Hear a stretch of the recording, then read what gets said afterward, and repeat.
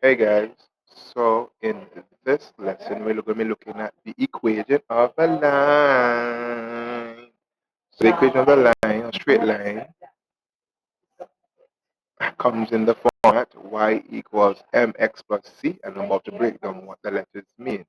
Now, the letter y and the letter x are our coordinates. Now, what are our coordinates? If you look at the graph thing that I have here, when the x value and the y value comes together, they create a point. Once we have created multiple points and connect them, we get a line. Whether it's straight, crooked, we get a line.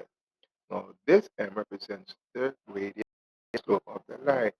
Now, the gradient of the slope of the line can be calculated two ways. It can either be calculated using the formula rise over run, which is just saying y2 minus y1 over x2 minus x1. Now, y2 minus y1 is just the changes in the vertical, and x2 minus x1 is the change in the horizontal. Now, another way this could be found is drawing broken lines, and then we will count the units, and that will help us determine their gradient. Now, the C is the y-intercept. Now, what does that mean? Where our straight line or line cuts the y-axis. So let's get into a problem so I can explain further what we need to do. So we ask you, what is the equation of a line that has a gradient of 1 and passes through the point 0, 3?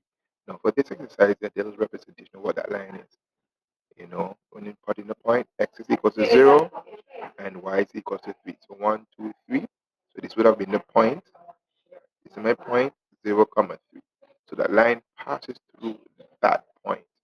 It could have been horizontal, it could have been slanted. All we know is that that line passes through that point.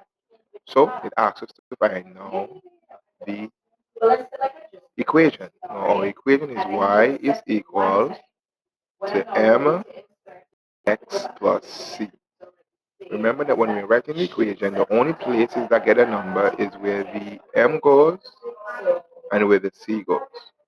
So the equation for this line is y equals to 1x or just xy, because we're told that the gradient is 1. And our value for c is 3. How did I know it was 3? Because that's where the line cuts. Remember, the c is where the line cuts the y-axis. So that would be our point c. So the equation of that line is x plus 3 or 1x plus 3. Okay, so we have this line here. We have to find now just the gradient. Remember, the gradient is formed by using the formula y2 minus y1 over x2 minus x1, which is just change in the height versus change in the horizontal. Right? So what we're going to do, we're going to identify two complete points. Let's identify that one is x is 5 and y is 16. Let's find another nice completed point here. Let's use this point right here.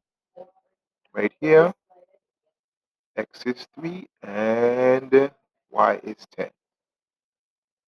So because this is my first point down here, this will be my first x and my first y, and this is the last point, so this will be my x2 and y2. So let's do some substituting.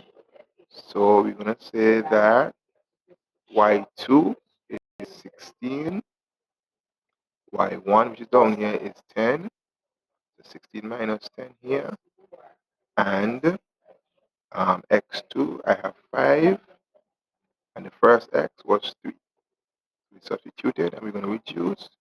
So we're going to say 16 minus 10, that is 6, and 5 minus 3, that is 2. So 6 over 2 simplifies to 3. So the gradient for this line is 3. Now another way we could have done that now is to draw broken lines. Draw a broken line here. Draw a broken line here. We're going to count the units. It's another quick form of getting the gradient. So from here to here is 1, 2, 3 units.